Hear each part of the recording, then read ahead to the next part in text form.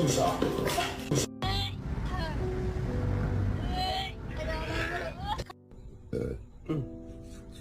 slap me for the burp. I know. I'm so. I just said don't slap me for the burp.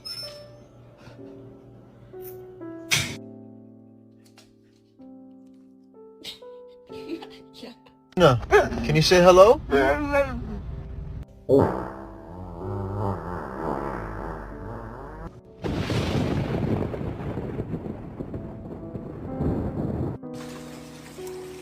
What the heck?